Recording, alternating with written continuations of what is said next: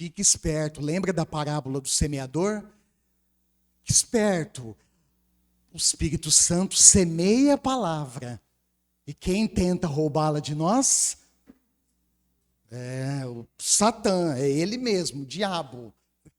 Mas fica esperto, não deixa ele roubar a palavra que Deus vai plantar no seu coração nessa noite. Amém? Irmãos, é uma alegria estar aqui com vocês. Obrigado, viu? Uma alegria estar aqui com vocês. Abra sua Bíblia comigo. Nós seguimos a nossa jornada, a nossa viagem no livro de Atos dos Apóstolos. Tem muita coisa ainda que Deus quer falar, eu creio nisso. Muita coisa que Ele quer ministrar aos nossos corações. E nós queremos, com sensibilidade, principalmente, sensibilidade à voz do Espírito Santo e sensibilidade à palavra dele revelada a nós, queremos seguir nessa jornada. Na semana passada, nós destacamos outro fato marcante registrado por Lucas nesse livro de Atos dos Apóstolos, que foi a cura de um aleijado de nascença. E nós vimos naquela ocasião que essa cura, ela abriu o caminho para o testemunho do apóstolo Pedro naquele dia, no templo em Jerusalém. E naquela ocasião, Pedro, ele deu uma verdadeira lição de humildade diante do povo, porque ele reconhece o poder de Jesus e afasta qualquer indício de reconhecimento e glória pessoal. Lembra disso? Testemunho, irmãos, é para a glória de Deus e não dos homens. E Pedro também naquele dia, naquele discurso, naquele testemunho, ele ensina um princípio importante do testemunho cristão. E nós não podemos perder isso de vista. Ele ensina que o testemunho não tem caráter de julgamento. Ou seja, quando nós abordamos as pessoas para falar as boas novas do Evangelho, que na realidade é falar de Jesus Cristo, de quem Ele é e do seu amor por nós e da sua missão no mundo, esse testemunho, irmãos, ele não tem um caráter de julgamento, de apontar o dedo no rosto das pessoas e dizer ou mencionar o pecado dessas pessoas ou a vida distante de Deus que elas estão vivendo, por exemplo. Não é isso. Porém, no testemunho, Pedro, ele aponta o que pode ocasionar o juízo de Deus. Ele também foi realista, estou fazendo um resumo da semana passada. Ele foi realista, mostrando que os próprios judeus, olha só, povo que recebeu a revelação das Escrituras, um povo que recebeu muito mais do que isso, a revelação do próprio Deus entre eles, mas um povo que negou Jesus Cristo publicamente e pior, eles endossaram a sentença de morte de Jesus diante de Pilatos, que era o imperador romano naquela época. E nós então citamos dois princípios bíblicos. Nós lemos juntos esses textos, eu não vou ler novamente, mas aqueles que gostariam de anotar para estudar durante a semana, vale muito a pena. Nós, através desses textos, nós apontamos princípios bíblicos que mostram o que atrai o juízo de Deus sobre os homens, o julgamento de Deus sobre os homens. E nos textos de João 3,16, João capítulo 17, versos 15 a 18, João capítulo 20, versos 19 a 21 e outros textos da Bíblia, irmãos, mostram que a rejeição e a incredulidade atrai o juízo e julgamento de Deus sobre os homens. E por último, naquele dia, Pedro, cheio do Espírito Santo, incluiu no seu testemunho um elemento indispensável para todos os homens em todos os lugares do mundo, que é o arrependimento. E então nós vimos que o arrependimento ele envolve uma decisão consciente. É uma decisão, irmãos. Eu enfatizei muito bem isso na semana passada. O arrependimento que a Bíblia nos ensina não é um sentimento de remorso, não é isso. Não é simplesmente chorar pelo pecado cometido e no dia seguinte cometer o mesmo erro e os mesmos pecados, não é isso. O arrependimento sincero envolve uma decisão consciente de abandonar o pecado e se voltar para Deus. Amém? É isso que nós fazemos quando, pastor? Todos os dias. E sempre que necessário. No caso dos ouvintes de Pedro, naquele dia, significava abandonar a ignorância religiosa e crer em Jesus. A ignorância, irmãos, não isenta ninguém do arrependimento. Não isenta ninguém.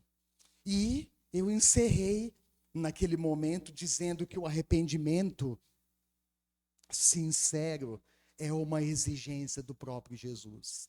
E aí nas Escrituras tem um texto, eu não vou entrar nesse texto para eu não levar muito tempo aqui, também não me perder aqui na mensagem, mas vale muito a pena. Você que anota ou memoriza, vale muito a pena estudar, meditar nesse texto ao longo da semana. Evangelho de João, capítulo 8, versos 1 ao 11. Vocês vão se lembrar dessa narrativa bíblica. Os fariseus, vou resumir rapidamente, que era uma classe religiosa mais radical na época de Jesus na Palestina antiga, pegaram uma mulher que foi surpreendida em adultério. Lembra desse texto? E eles levam essa mulher diante de Jesus, diante das pessoas que estavam ali de testemunha. E João registra que naquele momento Jesus estava reclinado, escrevendo no chão. Outro dia eu brinquei, falei com alguém no estudo bíblico, ou em outra ocasião, não me recordo. Eu disse o que Jesus estava escrevendo no chão, eu não tenho a mínima ideia. Mas ele estava escrevendo no chão. E o que me chama a atenção é que quando a mulher é colocada diante dele, o texto diz que Jesus se levanta.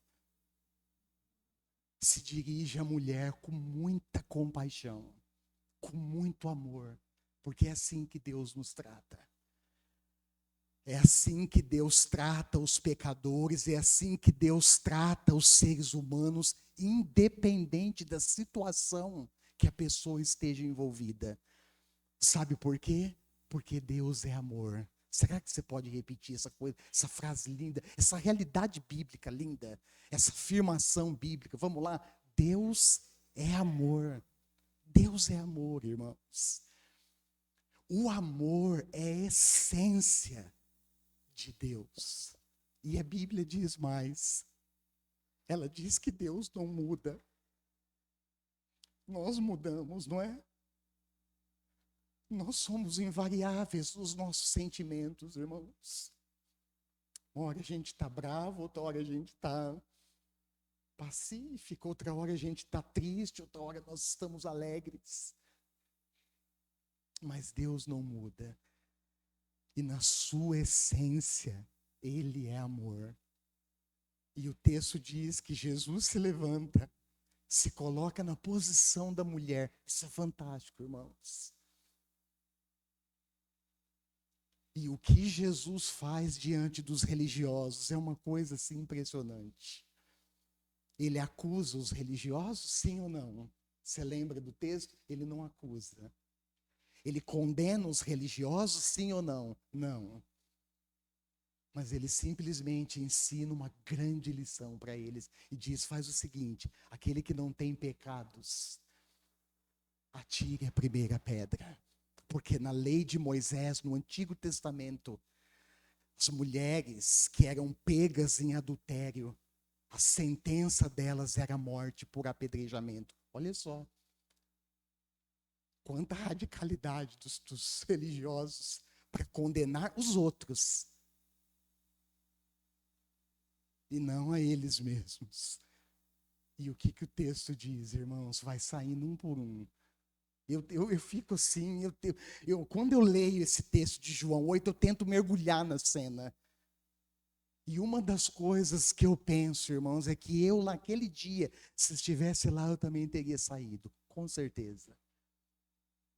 Porque eu também sou um pecador. Mas o texto diz, sai um por um. Quem que fica lá? Jesus e a mulher. E é nesse momento que Jesus ensina para ela a importância do arrependimento. Ele diz, olha, cadê os teus acusadores? Foram embora? Foram, Senhor.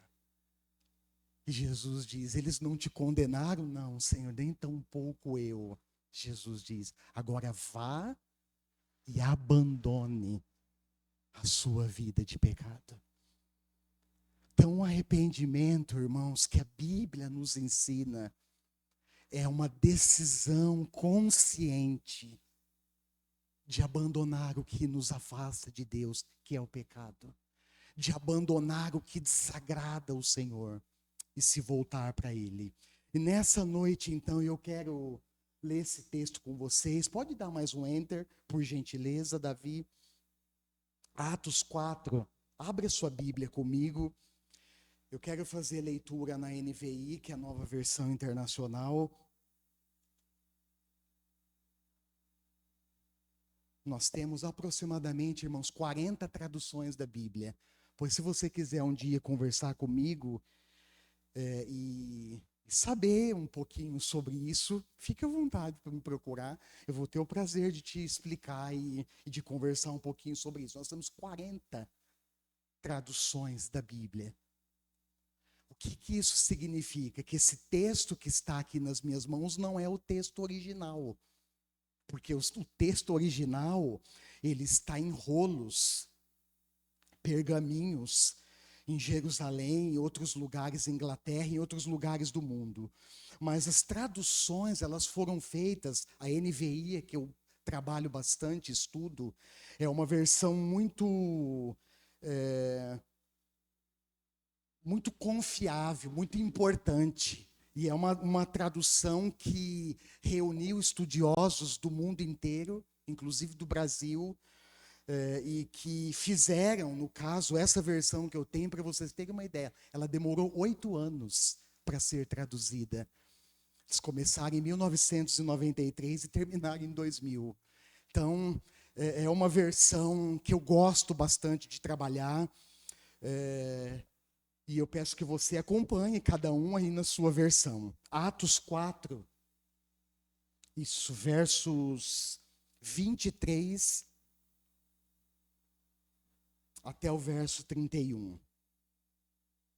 Está registrado assim: quando foram soltos, acompanhe aí comigo, Pedro e João voltaram para os seus companheiros e contaram tudo o que os chefes dos sacerdotes e os líderes religiosos, lhes tinham dito. Isso está no contexto. Eu vou navegar um pouquinho pelo contexto nessa noite. Ouvindo isso, levantaram juntos a voz a Deus, dizendo: ó soberano, tu fizeste os céus e a terra, o mar e tudo que neles há. Tu falaste pelo Espírito Santo por boca do teu servo, o nosso pai Davi. Por que se enfurecem as nações e os povos conspiram em vão? Os reis da terra se levantam e os governantes se reúnem contra o Senhor e contra o seu ungido. De fato, Herodes e Pôncio Pilatos reuniram-se com os gentios e com o povo de Israel nesta cidade, para conspirar contra o seu santo servo Jesus, a quem ungiste. Fizeram o que o teu poder e a tua vontade haviam decidido de antemão que acontecesse. Agora, Senhor, considera as ameaças deles e capacita os teus servos para anunciarem a tua palavra corajosamente. Estende a tua mão para curar e realizar sinais e maravilhas por meio do nome do teu santo servo Jesus. Depois de orarem, tremeu o lugar em que estavam reunidos. Todos ficaram cheios do Espírito Santo e anunciavam corajosamente a palavra de Deus. Amém. Esse é o texto base. Nós vamos fazer uma incursão também pelo contexto, algumas coisas. E dentre as ênfases que eu gostaria de trabalhar com vocês, estão essas três. Primeira, o Evangelho, as boas notícias em Jesus Cristo, precisa ser proclamado com fidelidade e coragem. Amém, irmãos? Segundo, ser cheio do Espírito Santo é pré-requisito essencial, indispensável. Para quê? Para vivermos e anunciarmos a palavra de Deus. E terceiro, a oração, ela precisa estar alinhada com o propósito de Deus. Esse episódio nos ensina, dentre algumas coisas, na questão da oração, que a igreja, irmãos, ela precisa recuperar urgentemente a perspectiva bíblica sobre a oração. E daí você pode pensar aí no seu lugar, mas pastor, a oração também tem a ver com as nossas necessidades, com os nossos pedidos, e as nossas necessidades, sim, tem a ver, você está certo. Mas a oração, irmãos, ela também precisa estar alinhada com o propósito de Deus, e nós vamos trabalhar algumas coisas nessa noite. Quando você olha para o contexto, lá no início do capítulo 4, contexto é o que vem antes e depois do texto que nós estamos lendo. Olha lá o comecinho do capítulo 4. Esse contexto, ele revela uma mudança no cenário. Da liberdade, olha aí, da liberdade que os apóstolos têm de testemunhar sobre Jesus, deu lugar à prisão de Pedro e João. Eles foram presos. E quando eles são presos, eles passam por um interrogatório diante dos líderes religiosos. E se você for prestar bastante atenção no texto, você vai descobrir que a indagação, a pergunta principal desse interrogatório dos líderes religiosos, o sinédrio que você leu aqui, ou que você lê aqui no contexto, era um conselho, irmãos, dos principais líderes religiosos do povo judeu. Esse conselho, para vocês terem uma ideia, era composto por mais ou menos 71 pessoas. Quem eram essas pessoas? Eram o sumo sacerdote e os seus familiares. Eles se organizavam, eles se reuniam. E aqui no texto diz que até os saduceus estavam ali. E os saduceus eram uma classe de aristocratas daquela época. Eles se juntaram para interrogar Pedro e João. E se você prestar bastante atenção no texto, olha só o versículo 7, Atos 4, 7, dá uma olhadinha comigo. Mandaram trazer Pedro e João diante deles. E começaram a interrogá-los. Olha a pergunta da interrogação deles, do interrogatório. Com que poder ou em nome de quem vocês fizeram isso? Fizeram o quê? Naquele momento, ou antes daquele momento, tinha acontecido uma cura. Nós vimos isso semana passada. Um aleijado de nascença. O texto diz que esse homem tinha mais de 40 anos de idade. Havia sido curado no templo naquele dia. Pedro e João oraram por ele, o Espírito Santo se manifestou o seu poder, e aquele aleijado de nascença fora curado. E agora eles estão questionando, interrogando os apóstolos com que autoridade e poder eles fizeram aquele milagre. Só que no fundo, irmãos, essa pergunta era um pretexto para algo muito mais profundo, para uma intenção muito mais profunda que eles tinham. E essa intenção nós olhamos, quer ver? Olha só, lá no versículo 17, olha comigo, Atos 4:17.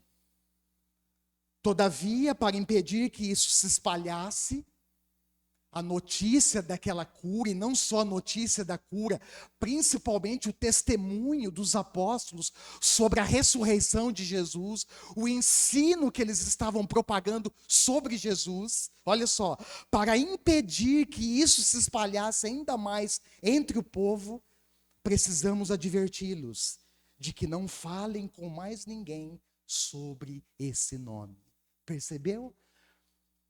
A cura de um aleijado, desse aleijado de nascença, foi um pretexto para que eles de alguma maneira tentassem ameaçar, e foi isso que eles fizeram. Eles ameaçaram os apóstolos, intimidaram eles com um objetivo, de que eles não falassem mais sobre o nome de Jesus. Nós vamos ver algumas coisas aqui. Dentre elas, nós vemos que o público mudou. Pedro e João anteriormente estavam testemunhando para o povo no pátio do templo. Lembra? E agora eles estão diante de quem? Eles estão diante dos líderes religiosos da época. E aqui, irmãos, preste atenção, tem uma lição importantíssima para nós. Qual é? É que o discurso, os ouvintes mudaram, mas o discurso não mudou. E o que isso se traduz na prática para nós é que nós não podemos alterar a mensagem do Evangelho, preste atenção, diante dos diferentes públicos e das diferentes circunstâncias, por mais negativas que seja, que a gente encontre pela caminhada. Nós precisamos, irmãos, manter a essência da mensagem. A essência do Evangelho precisa ser perseverada ou preservada e anunciada, custe o que custar. Olhe para a pessoa que está do seu lado e fala assim para ela: meu irmão, minha irmã, continue anunciando o Evangelho com fidelidade e coragem, custe o que custar.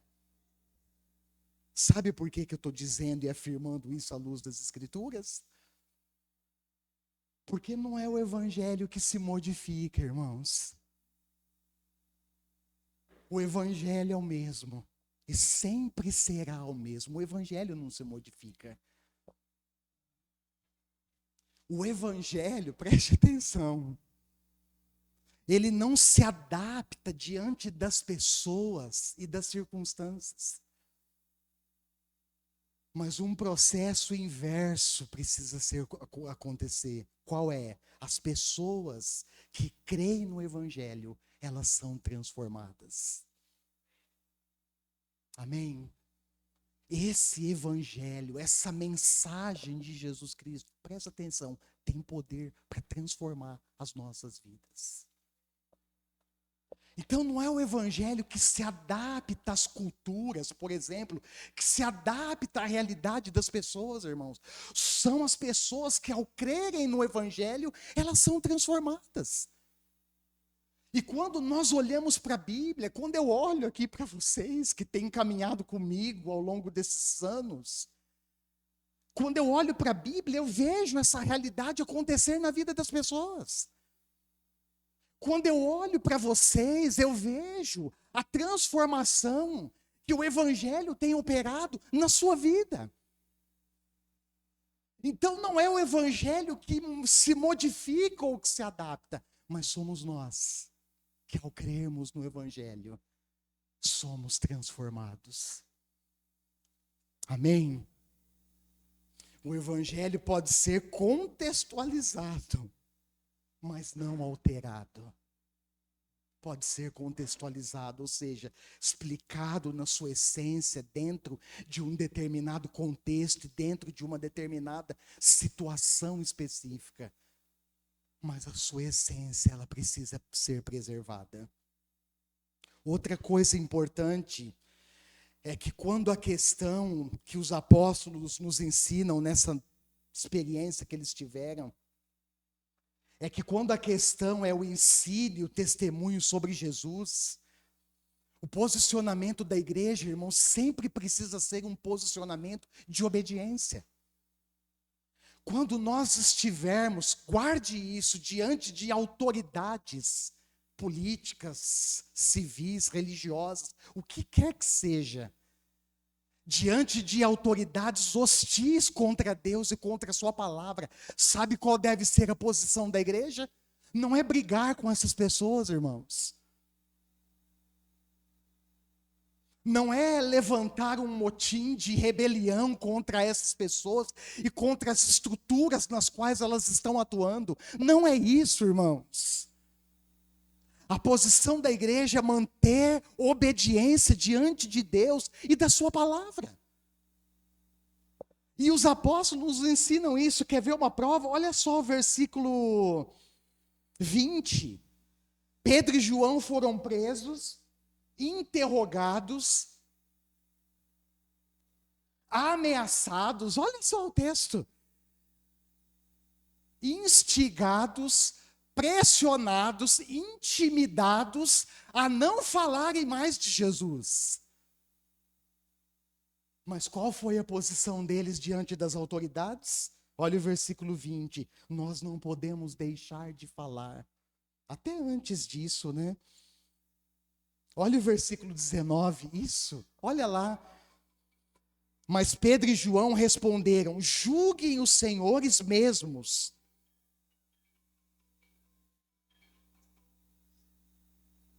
Julguem os senhores mesmos. Olha lá, versículo 19. Se é justo aos olhos de quem?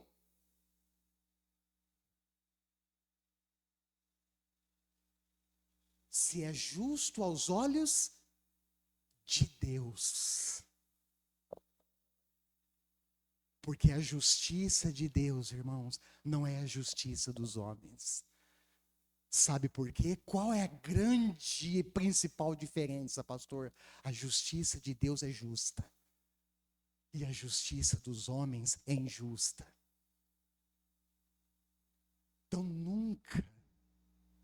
nunca nós comparamos justiça divina, nunca. Essa semana tivemos experiência em casa, nem conto para vocês, de uma justiça injusta dos homens. O que eu respondi para a Patrícia foi exatamente o que eu estou falando para vocês agora. A justiça dos homens é injusta, Patrícia. Nunca se compare a justiça divina com a justiça falha dos homens. Olha só a postura que Pedro e João nos ensinam, irmãos. Julguem os senhores, se é justo aos olhos de Deus obedecer aos senhores e não a Deus, pois não podemos deixar de falar do que vimos e ouvimos. O que Deus tem feito na sua vida? O que você tem visto com os próprios olhos e ouvido de Deus? Você precisa testemunhar, meu irmão, minha irmã. Você precisa abrir a boca para os quatro cantos desse mundo e continuar anunciando que Jesus Cristo é o Senhor e o Salvador. Amém?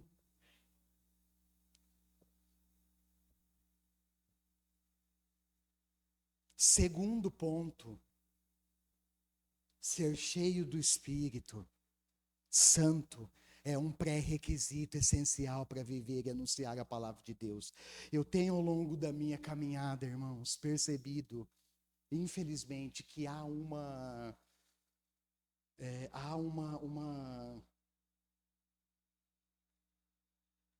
engano, uma percepção falha de muitos cristãos quando o assunto é ser cheio do Espírito. Às vezes eu ouço assim, pastor, quando eu me converti, irmão, quanto tempo, pastor? É 50 anos atrás. Pastor, quando eu me converti, eu fui cheio do Espírito Santo. Aí eu pergunto para a pessoa, irmão, e hoje? Ah, sabe o que é, pastor? Vai passando os anos. Você já ouviu esse tipo de conversa? Vai passando os anos. Sem teor de crítica nenhuma, tá, irmãos? Por favor, me entenda. Vai passando os anos, a gente vai, o senhor sabe, né? A gente vai ficando meio folgado na fé. Quando eu me converti, eu orava 2 horas por dia, pastor. Mãe de John Wesley, Susana Wesley fazia isso, irmãos. E as mulheres de oração aqui, hein? Sapatinho de fogo. Quando eu me converti, pastor, orava 2 horas por dia. Irmão, puxa, glória a Deus. Dá vontade até de dar um pulo aqui. Ah, mas hoje, pastor, eu oro pouco. Sabe, irmão, ser cheio do Espírito, nunca esqueça isso. É uma coisa que nós, responsabilidade individual de cada discípulo de Jesus, hein? É buscar em oração todos os dias. Ser cheio do Espírito Santo, irmãos, não é uma experiência que nós vivemos uma vez na vida e olha lá. Ser cheio do Espírito, eu não vou entrar nesse texto, Efésios capítulo 5, pois você estuda lá na sua casa durante a semana. O apóstolo Paulo escrevendo uma carta, preso, escreve uma carta para a igreja em Éfeso. Sabe qual que é a instrução do apóstolo? Sejam cheios do Espírito. Porque ser cheio do Espírito, irmãos, é uma responsabilidade de cada discípulo de Jesus. Só que isso, irmãos, não acontece de maneira automática. Embora nós vemos, por exemplo, no dia do Pentecostes, eles estavam o quê? Orando. Não foi ao acaso que o Espírito Santo desceu. Primeiro que havia uma promessa de Deus. E segundo que eles estavam perseverando na ordem de Jesus, que disse para eles, olha, não saiam de Jerusalém, lembra disso? Mas esperem que até que do alto, vocês sejam revestidos de poder. E eles oram, e eles perseveram na oração. O que acontece? O Espírito vem de repente e enche todos os que estavam na casa naquele dia. Mas a experiência de ser cheio do Espírito, irmãos, não é automático. Nós precisamos, entenda isso, nós temos a responsabilidade de buscar esse enchimento do Espírito, especialmente por meio da oração, eu vou mostrar daqui a pouco no texto, todos os dias. Isso precisa ser um exercício contínuo, um exercício constante de todos nós. E quando nós olhamos para essa narrativa bíblica, nós percebemos uma coisa muito forte nesse sentido, é que ser cheio do Espírito é um pré-requisito para vivermos a palavra de Deus, para anunciarmos a palavra de Deus, e só anuncia aqueles que vivem. Porque quando o nosso discurso, entenda isso, irmãos, ele é dissociado, ele é desvinculado, primeiro que isso nunca deveria acontecer, mas quando o nosso discurso é desvinculado de um testemunho autêntico de vida, o nosso discurso é vazio. É interessante, eu fico assim maravilhado quando eu olho para essa narrativa. Porque quando Pedro e João, olha ali o texto, eles estão entrando no templo. E é interessante, eu não vou entrar nisso para não me perder também, mas não tinha templo naquela ocasião. Existia o pátio do templo, o templo já tinha sido destruído. Eles estavam no pátio, o pátio chamado Pórtico de Salomão, era uma área externa, era uma parte externa do templo. É interessante que ali naquele lugar, Jesus ensinou muitas vezes.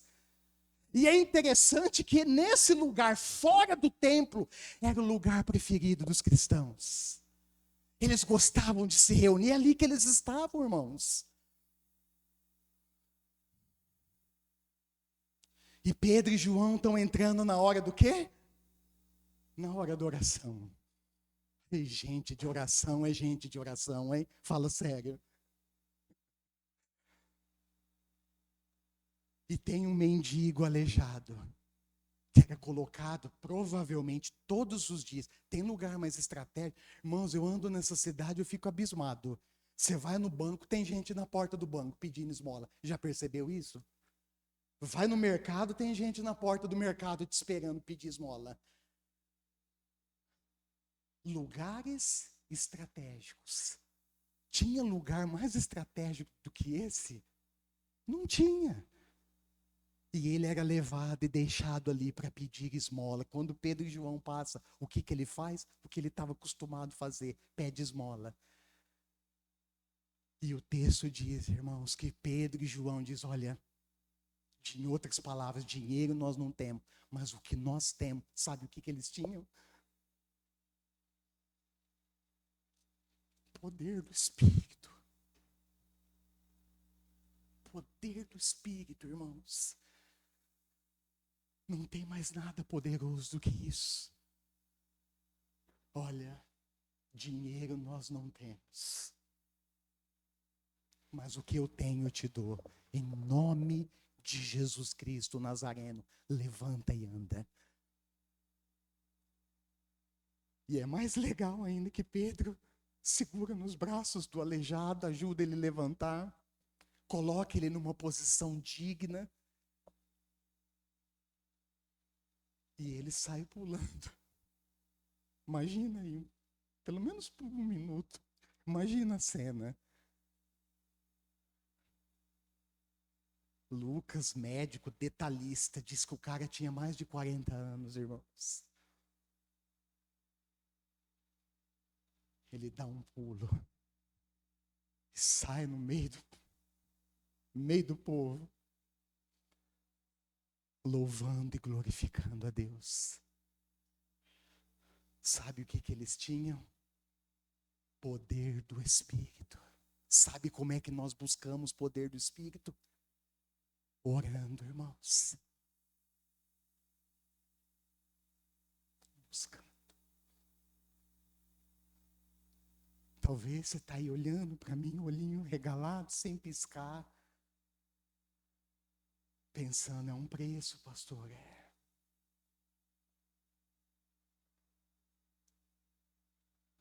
um preço, irmãos.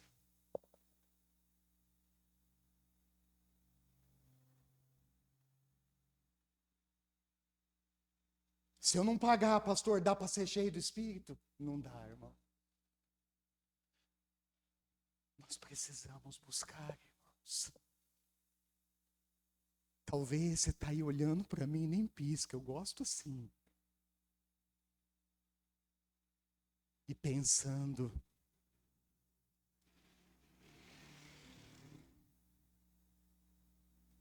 esse poder, pastor, do Espírito é o mesmo. Hoje é o mesmo poder, é o mesmo Espírito Santo, irmãos. Talvez, vou arriscar aqui, a diferença entre nós e eles, o que o texto diz? Eles eram homens comuns. Pessoas comuns, irmãos, como eu e você. Talvez, vou arriscar aqui, a grande diferença é que eles perseveravam nessa busca. Atos 2, se você voltar, não vou entrar para não me perder, mas se você voltar um pouco, Atos 2, 42 em diante, você vai ver que a igreja primitiva perseverava na oração. Essa, irmãos, era uma das 4 marcas da igreja naquele tempo. Uma igreja que perseverava na vida de oração. Pastores oravam uma vez por semana? Não, querido, olha lá o texto. Eles oravam todos os dias. Ah, tudo bem, pastor, na casa deles, né? A igreja era nas casas, eles oravam juntos todos os dias.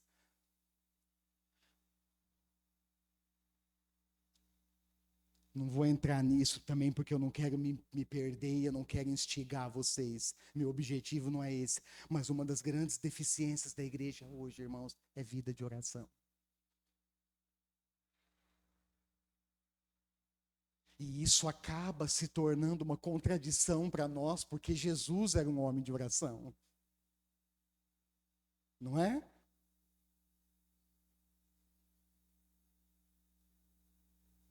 Eu fico assim, pensando, irmãos, meditando. Textos dos evangelhos diz que Jesus passava a noite inteira orando.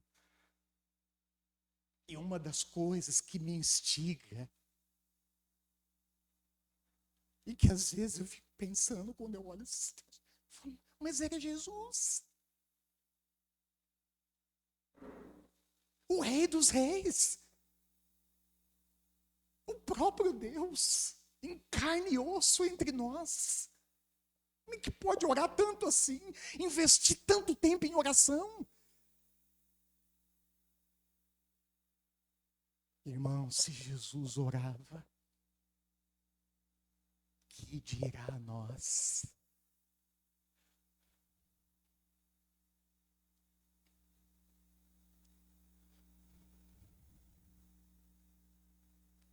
Ser cheio do Espírito Santo é pré-requisito para viver e anunciar a palavra. Amém? Sabe por quê?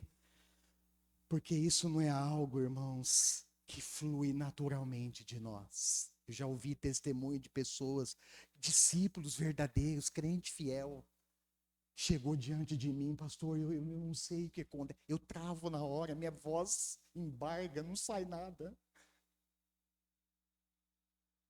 Nós precisamos ser cheios do Espírito, irmãos. Sabe por quê? Lembra do meu amigo Luizinho, que eu contei a semana passada? Quando a gente é cheio do Espírito, irmãos, não tem ameaça que nos impeça. Quando nós somos cheios do Espírito, irmãos, não tem circunstâncias adversas que mantêm a nossa boca fechada. Quando nós somos cheios do Espírito, irmãos, não tem barreiras, não tem homens, não tem estruturas humanas que calem a nossa boca diante do testemunho de Deus.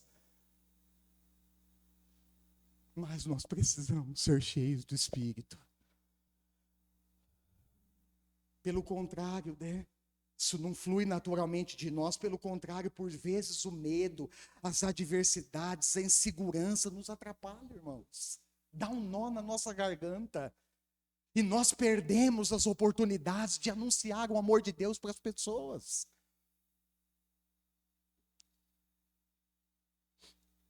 A coragem e a capacidade que nós precisamos vem, sabe de quem? Vem do alto. Vem de Deus. Se você olhar o texto lá, o versos 8, verso 31, Pedro e João, mesmo ameaçados, proibidos de falar, eles continuaram testemunhando. Porque eles estavam cheios do Espírito Santo. E por último, a oração alinhada com o propósito de Deus. Postura da igreja, irmãos, chama atenção. Olha lá o texto, verso 23, verso 24 em diante. Quando foram soltos, Pedro e João voltaram para os seus companheiros e contaram tudo o que os chefes dos sacerdotes e os líderes religiosos lhes tinham dito. Ouvindo isso, começaram a chorar e a dizer: nunca mais testemunharemos sobre Jesus. É isso que está escrito na Bíblia?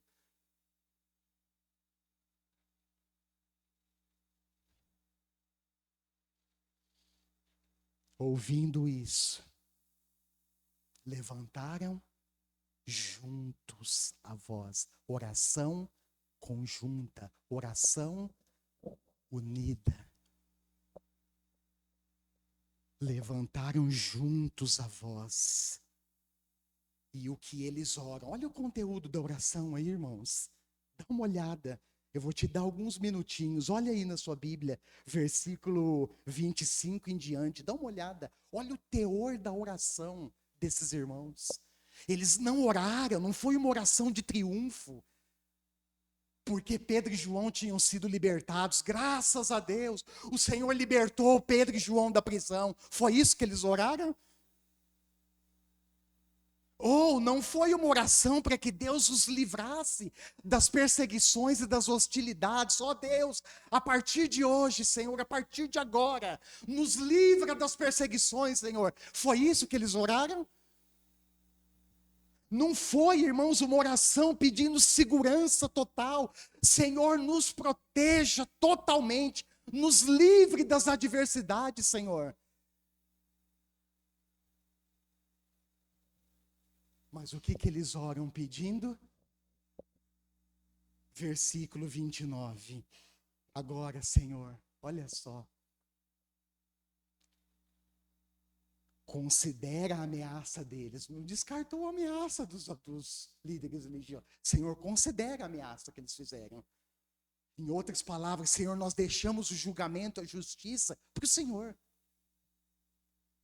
Porque só Deus é justo e só Ele tem autoridade para julgar os homens. Nenhum de nós temos, irmãos. É triste quando eu vejo pessoas dentro da própria igreja, dentro da própria comunidade de discípulos de Jesus, que se declara discípulos, mas julgando as pessoas lá fora, por suas condutas imorais e pelo que quer que seja. Esse não é o nosso papel, irmãos. O nosso papel, entenda isso, o texto está claro, é anunciar, é falar de Jesus. Foi para isso que nós fomos chamados. Não foi para brincar, faz de conta. Era uma vez uma igreja, era uma vez um grupo de crentes. Não é isso, irmãos. Nós fomos colocados nesse mundo, chamados por Deus para testemunhar sobre Jesus. E se em alguma situação determinada ou específica há motivos de julgamento, deixa para Deus. Certa vez uma pessoa me disse, pastor, eu não vou para a igreja. Por quê? Porque a igreja está cheia de gente imperfeita. Eu falei, irmão, então eu também quero reforçar uma coisa que você está dizendo. Ela não é perfeita mesmo, porque eu não sou perfeito. Nós somos gente, irmãos, nós somos seres humanos, com características, com personalidades diferentes. Não me cabe, não te cabe, não nos cabe julgar o próximo. Isso é um papel, uma autoridade só do próprio Deus.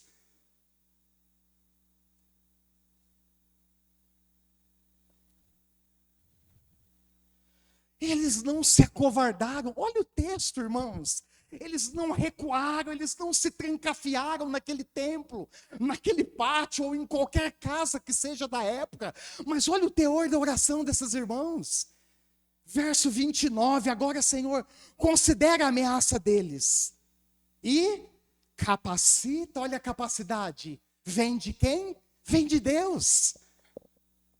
Capacita os teus servos para quê? Para anunciar a tua palavra corajosamente.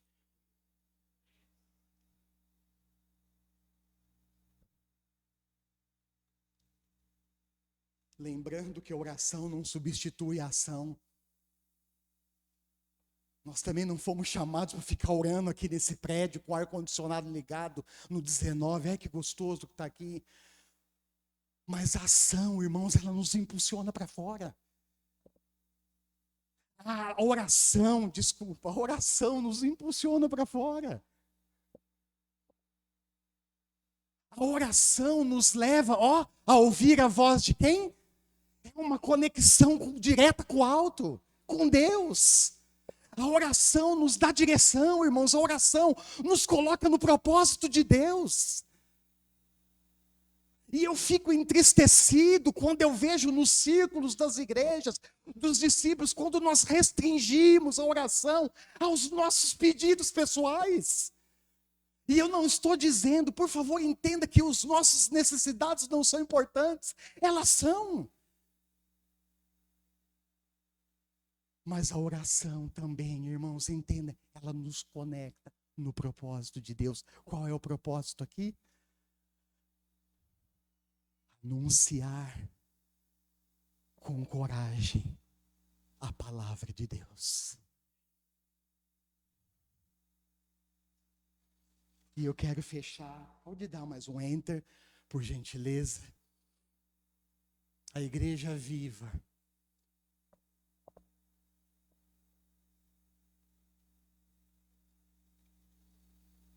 é aquela cujo discurso é acompanhado da vida.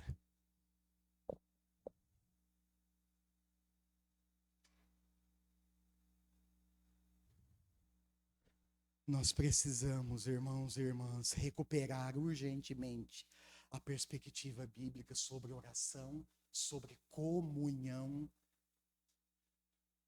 e sobre a nossa missão. Nós estamos aí nesse ano. Esse vídeo que você viu curtinho vai ser repetido todo domingo, irmãos, até a gente cansar. Nós estamos prestes, irmãos, preste atenção.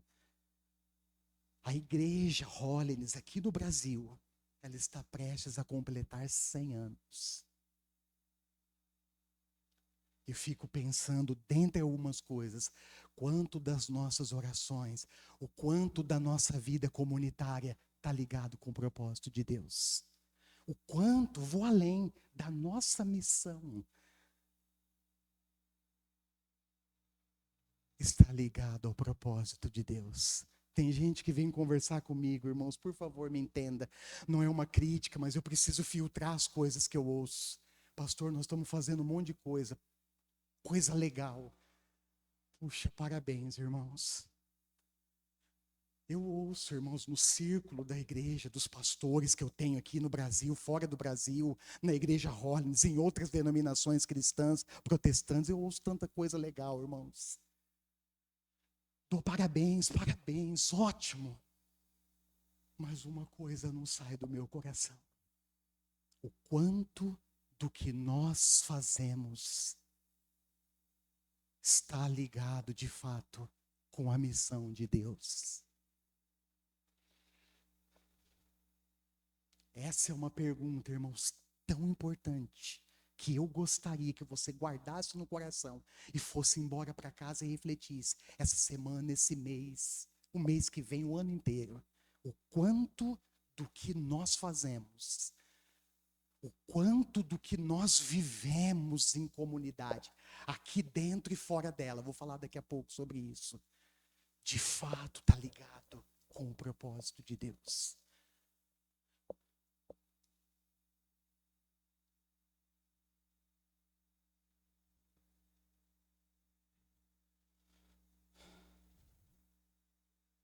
A igreja começa a dar sinais vitais de vida quando o seu discurso é acompanhado pela prática. Quando a palavra é acompanhada da vida. Lembra que Jesus disse para os discípulos sobre os falsos profetas? Está cheio, irmãos. Naquele tempo já estava chovendo. Hoje, então, o que Jesus diz? Sabe como você reconhece um falso profeta?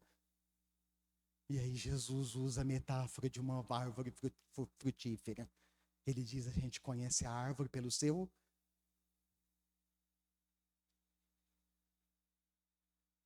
frutos. Muita ovelha vestida, revestida ou travestida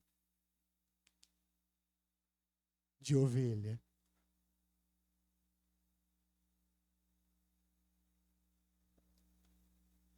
Cada discípulo de Jesus precisa se tornar uma carta viva nesse mundo.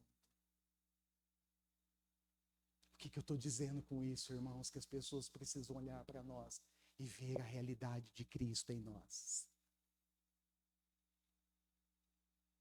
Entende? Não estou falando de crente domingueiro, irmãos, que bota a Bíblia embaixo do braço todo domingo. Rachar direitinho, para não sair daqui. Senta no primeiro banco e dá o seu dízimo. Importante, é princípio bíblico. Dá um abraço, um beijo no rosto do irmão. Talvez eu não te veja amanhã. Não é, Guilherme?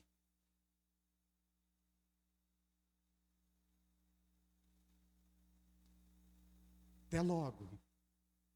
Até próximo domingo, irmãos e irmãs. Tchau. Dá tchau para mim. Tchau. Não é isso, irmãos. Não se trata de ser crente domingueiro, mas se trata de ser discípulo de verdade de Jesus.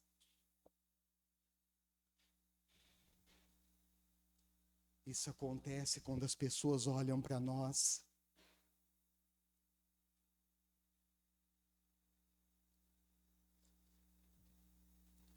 e encontram evidências concretas de que Deus habita em nós por meio do seu Espírito.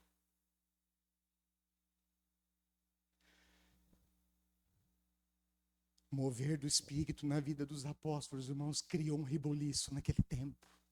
Rebuliço santo, se é que eu posso chamar assim. Olha o versículo 15, 16. O sinédrio ficou agitado, irmão. Olha a pergunta deles: que faremos com esses homens?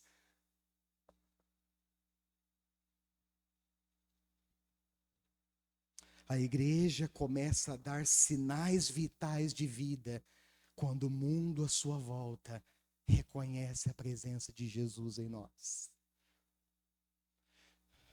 O Deus invisível que se manifesta, ou que manifesta o seu amor através da sua igreja visível. Amor que se manifesta, por exemplo, em comunhão e serviço dentro e fora da igreja. Em João 13, 34 e 35, Jesus disse que a marca registrada dos seus discípulos, o que é? É o amor. Todos saberão que vocês são meus discípulos se vocês se amarem uns aos outros. O amor, irmãos, é um mandamento de Jesus. Que tipo de amor é esse? Vou passar rapidinho. Se você olhar o contexto de João 13, você vai ver que momentos antes de ser preso e condenado à crucificação, olha só, Jesus no banco dos réus, julgado pelos homens. O que ele faz? Ele reúne os discípulos, pega uma toalha, uma bacia com água, começa a lavar os pés dos discípulos. O que Jesus está ensinando, irmãos? Que eles deveriam servir uns aos outros com humildade. E dentre as coisas que eu aprendo com isso é que na igreja, na comunidade de discípulos, não há lugar para competição, irmãos. Sabe por quê? Porque todos nós, nunca esqueça isso, fomos chamados e ensinados pelo próprio Jesus a lavar os pés uns dos outros.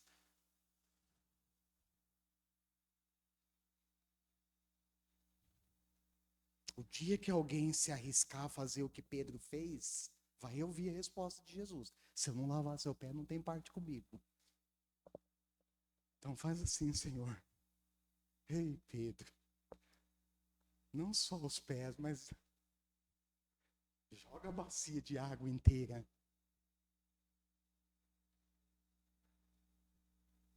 E logo na sequência, o que ia acontecer com Jesus? Ele se entregaria para ser morto na cruz. Que tipo de amor é esse? É um amor sacrificial.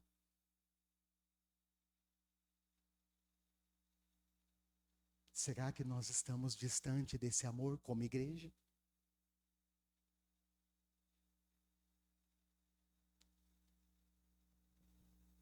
Amor sacrificial por aqueles que duvidaram dele. Olha só. Amor sacrificial que se entrega sem esperar nada em troca. Por aqueles, por exemplo, que o traíram, que o abandonaram, que o negaram.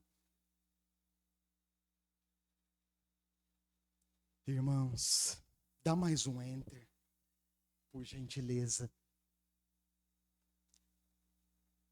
Nós precisamos ser curados pelo amor de Jesus Cristo e precisamos aprender a manifestar esse amor entre nós e através de nós. O que a Bíblia está nos ensinando, irmãos, é muito sério e profundo.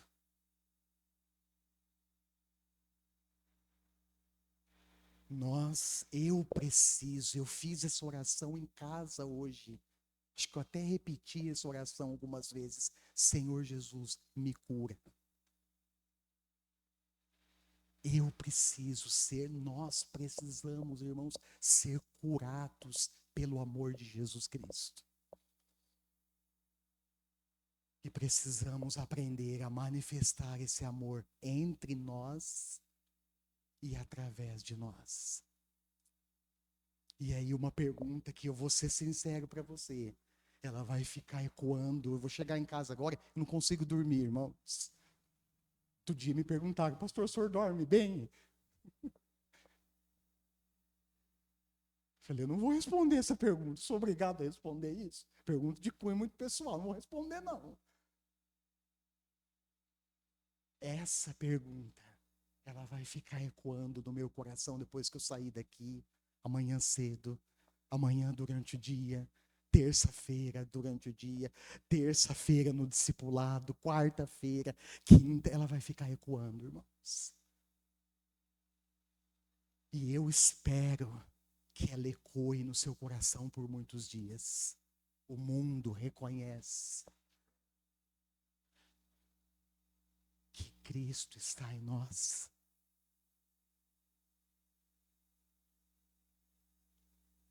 Que Cristo é contemplado nas suas e nas minhas ações. No nosso jeito de falar, no nosso jeito de se comportar.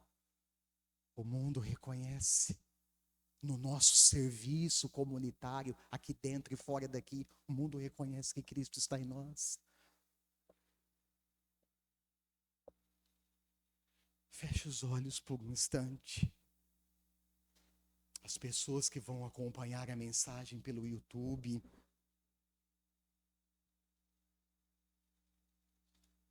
um recorte dela no Instagram e outras plataformas, que você seja encorajado e abençoado pela palavra de Deus.